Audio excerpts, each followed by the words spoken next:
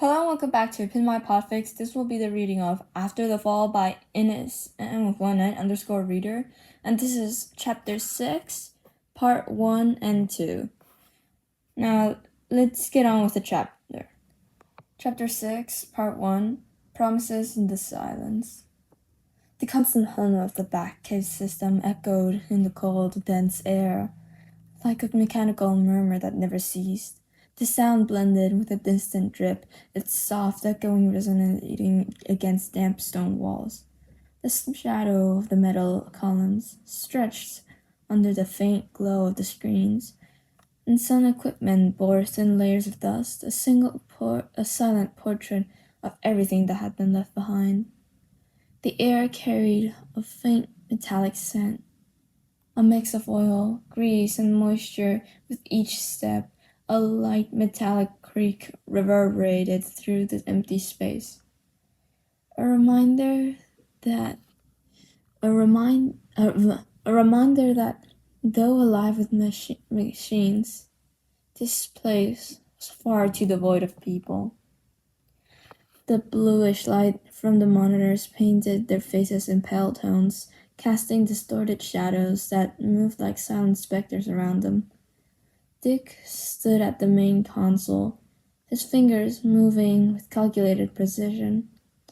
Every command felt like it was crossing an ocean of silence, searching for answers in the electronic void. Wally leaned against a column, arms crossed, drumming his fingers against his bicep with an uneven rhythm, as if trying to keep his restlessness in check. The usual mischievous glint in his eyes was dimmer now, replaced by something that felt like impatience mixed with concern. Farther back, Midoriya watched in silence, his hands loosely curled at his sides. He took in every detail. The slight twitch at the corner of Dick's mouth, the way Wally avoided looking at the leak symbol, the sound of every beep hitting like a gunshot in his chest. No explanations were needed. The silence spoke more than any report. "Anything?" Wally asked. His voice carried an unusual weight for someone who usually spoke too quickly. Dick didn't answer right away. Another signal sent. More static. "The same 2 points, as always," he said at last. "One in Star City, another in San Francisco." Wally raised his eyebrows. "Roy and Zatanna." "Roy's still in the city, keeping civilians safe," Dick explained, adjusting his console's filters. "I managed to track the signal coming from his hood." He paused briefly before continuing. "Zatanna's sheltering survivors. The signal shows she's pushing herself past her limit, probably keeping protective spells active." Wally let out a sigh and stepped down a few steps, sitting heavily. "So they're still out there." A brief smile crossed his face, quickly replaced by concern. "But alone." "Alone, but alive," Dick corrected. For the first time, a trace of relief crept into his tone. The sharp beep that cut through the air didn't draw gasps of surprise. It simply made all 3 of them straighten instinctively, as if a silent order had just been given. It was almost a conditioned reflex. Months of waiting and silence had taught them that each message was a reminder there were still pieces on the board. On the console, the words appeared with the same blunt objectivity as always. "Star City holding. Improvised shelter. Civilians safe. Do not approach yet." Dick read it without rushing, his eyes passing twice over the last sentence. Wally let out a short sound through his nose. Half a laugh, half a sigh. "He never changes," he muttered, speaking more to himself than the others. Another beep. This time, Midoriya leaned forward slightly, as if he already knew who he was from. I'm fine. Protecting who's left. Don't ask risks. You're our hope now. Z. The Z faded slowly, but it didn't need to be on the screen to stay in their minds. Wally gave a small, crooked smile, shaking his head. Same stubbornness as always. Dick closed his eyes for a moment, not to rest, but to etch those words into memory. It wasn't news that they were alive, but hearing it again, confirming it again, it still carried weight. They're still out there, still holding on. Deep down, Midoriya didn't need to say anything. He knew that feeling well, the lukewarm relief that never fully warmed you, and the urgency that always followed right behind. Dick kept his gaze on the screen for another moment. They're doing their part. It's up to us to do ours. From the far end of the platform, Midoriya stayed silent. He didn't need details. He already recognized that kind of look. Hope hanging by a thread. Dick straightened, planting his hands on the console. We're still a team. Even if we're in pieces. Wally lifted his chin, trying to hide the tension with a sideways grin. So, boss, what's the next move? Dick stepped away from the console, the sound of his boots echoing on the metal platform. He stopped before the cracked emblem of the Justice League, his eyes tracing the fracture, each burn mark.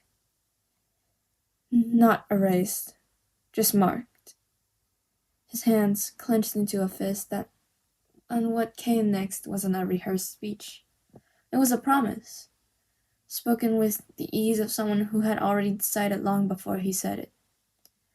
When we're ready, we regroup. He glanced at Wally, then at Midoriya. No matter how many of us are still standing. The silence that followed wasn't uncomfortable. It was the kind that sealed agreements. Wally gave a slight nod, and Midoriya answered only with a firm look. There was no audience, no records, but the three of them. That moment was worth as much as any official oath. And now on to Chapter 6, Promises in the Silence, Part 2. The Batcave remained silent except for the steady drip of water from the stalactites, and the constant hum of the automated systems. The air was cold and dry, carrying the scent of oil, metal, and damp stone. On the walls, uneven shadows danced as the monitor lights shifted, casting bluish reflections across the faces of Dick, Wally, and Midoriya. Along the suspended walkways, thick cables and old pipes crossed like exposed veins, blending with advanced technology in one corner. Vehicles covered with tarps held the weight of past stories, while tool-littered tables spoke of hasty repairs with no time for organization. The central console glowed with a cold light, partially illuminating the stone floor, while the cavern's dark expanse vanished into the distance. Everything here seemed designed to remind them that, even in the heart of technology, Gotham still rested on something primal, almost wild. Dick logged something into the console without looking away from the screen. Roy managed to stabilize part of the situation in Star City, Dick said, typing rapidly. He's keeping the rescue teams running. And Z, Wally paused, frowning.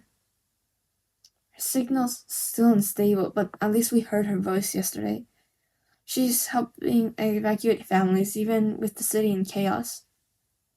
Midoriya glanced at the holographic map, letting relief mix with unease.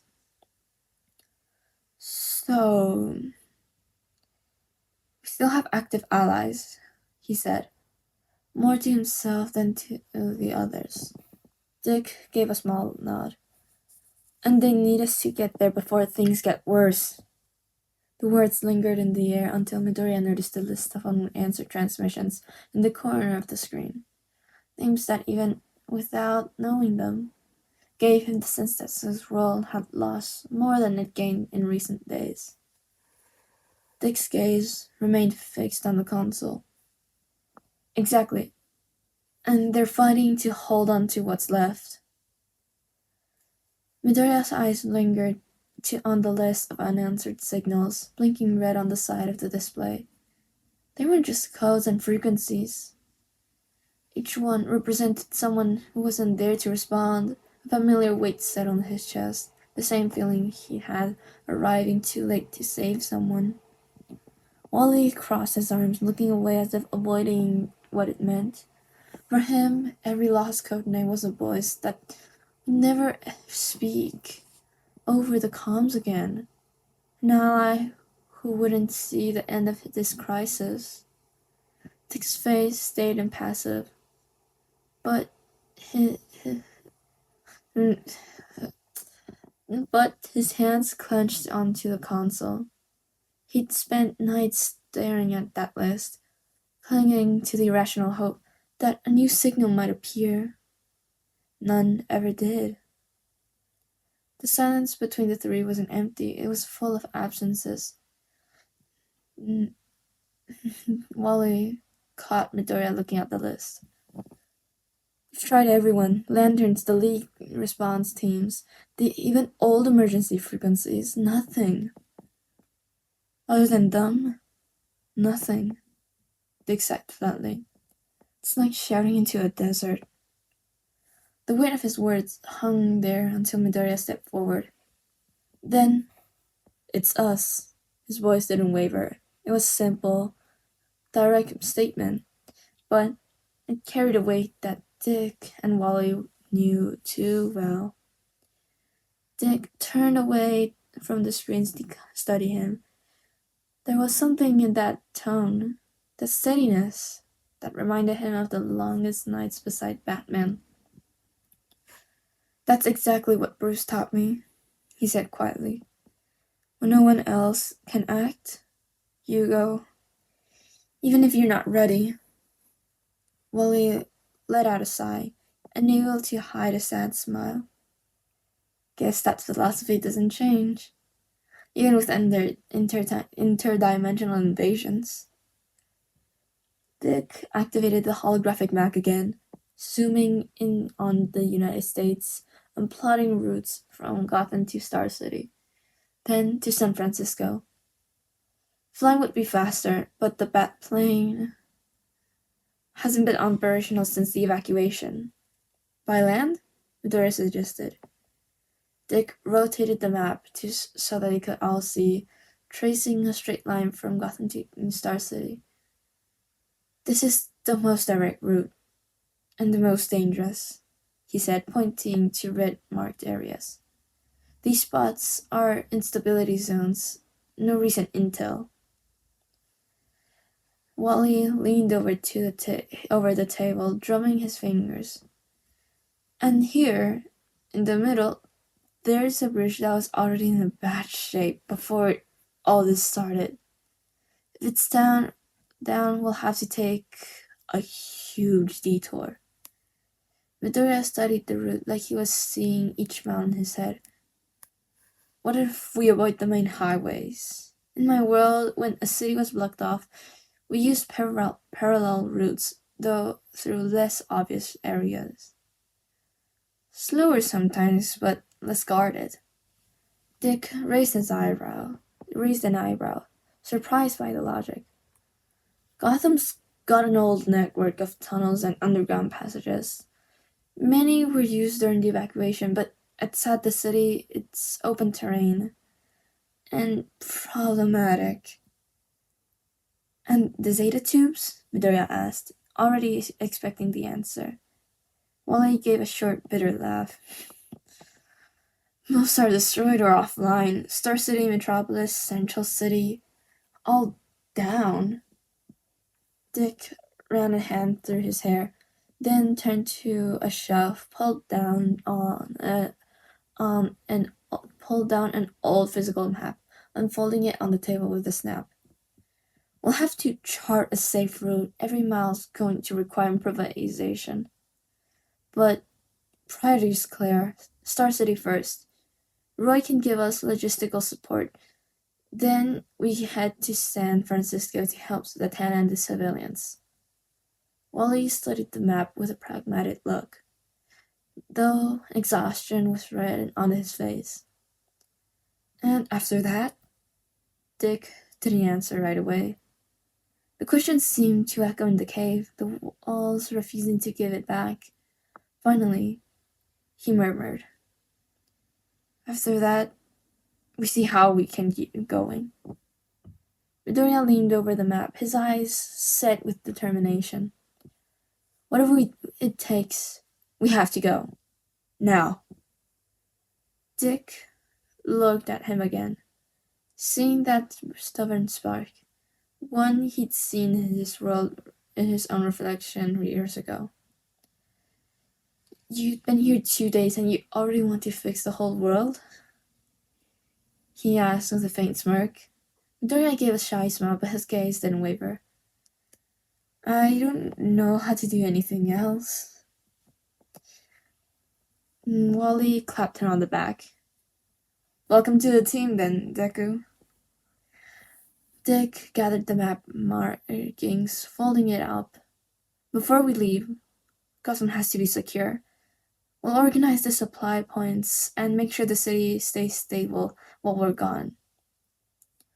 Wally nodded and tried to get the Batmobile in running condition, because, let's be honest, crossing the country in a motorcycle isn't an option.